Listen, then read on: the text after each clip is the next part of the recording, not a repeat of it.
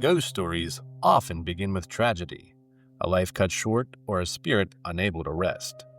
But every so often, a story breaks that pattern, something gentler, a presence that isn't trying to scare you, just trying to finish its routine. And this story begins in a house that should have been silent, with everyone fast asleep, except for something that still kept moving from the in-between. You're listening to Life, the Universe, and Everything in Between.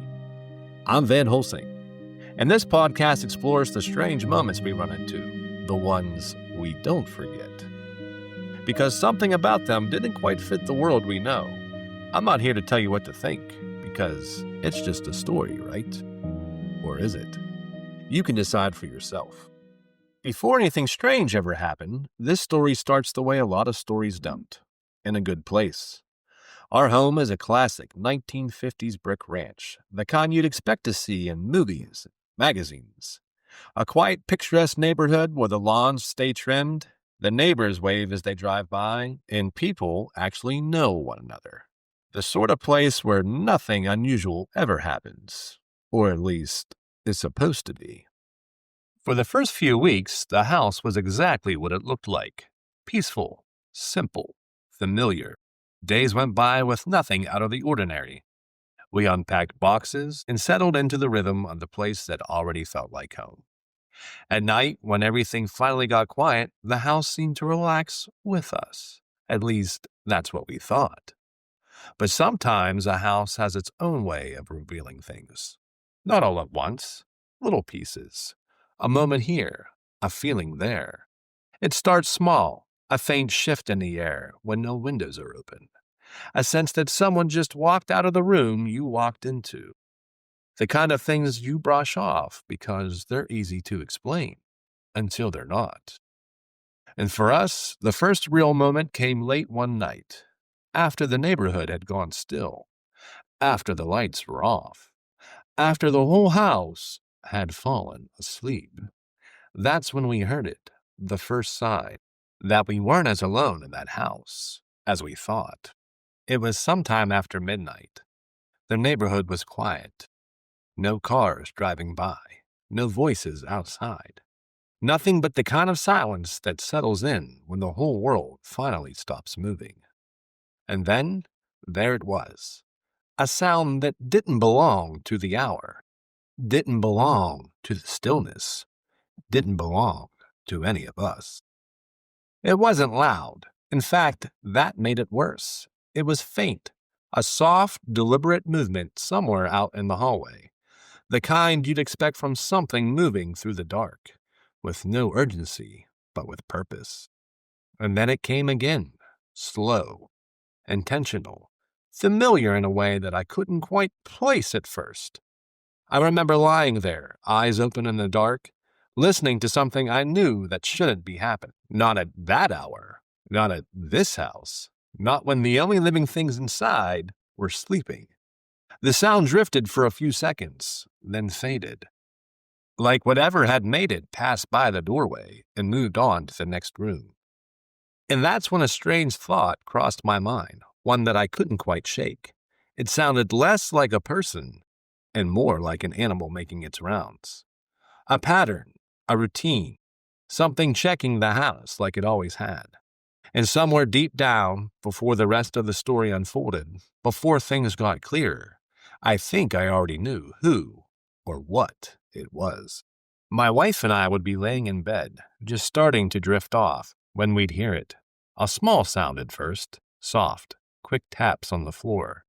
The kind of sound you'd only recognize if you had a dog in your home, the sharp click, click, click of nails moving across the hardwood. Except, at that time, we didn't have a dog. And there was nothing in the room that could have made that sound. It was always the same, too. Right as we were about to fall asleep, when the room was quiet and the whole house had settled. The taps would start near the foot of the bed, move across the floor, and then fade out, like something had walked the room and headed into the hallway.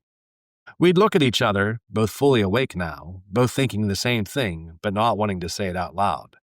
Because we knew exactly what a dog walking around sounded like, and this sounded exactly like that. The first few nights, we tried to explain it away. Old house noises, wood settling, pipes shifting.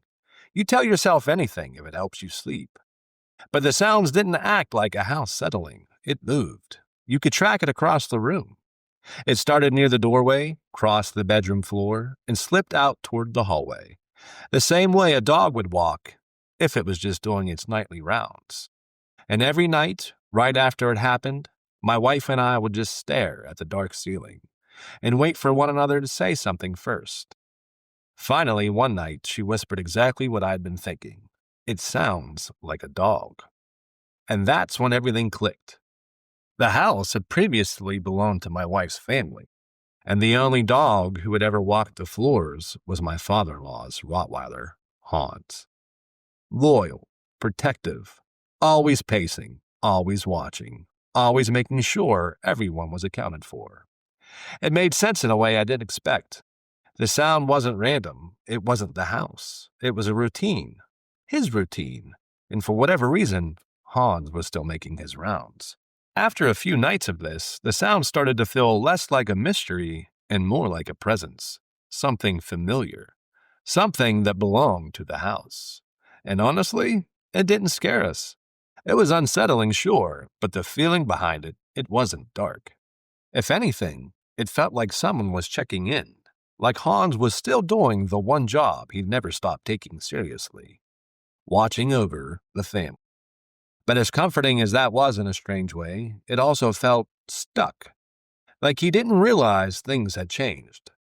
So one night, after the familiar clicking moved across the bedroom and drifted out into the hallway, I sat up in the dark and I said it out loud. Not scared, not dramatic, just honest.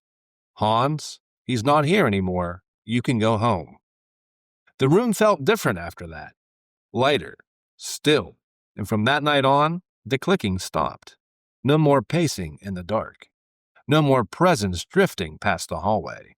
It was as if he understood me and finally let go. But what if I told you that wasn't the end of this story? What if I told you that was just the end of Han's story and something else happened? What if I told you I sort of have the evidence to back up what I tell you? And that's where I'm going to stop for now, because this wasn't the end of the story. If you want to know what happened next, I'll share it with you next week. Thanks for listening. I'm Van Holsing, and keep your eyes open for what lies in the in-between.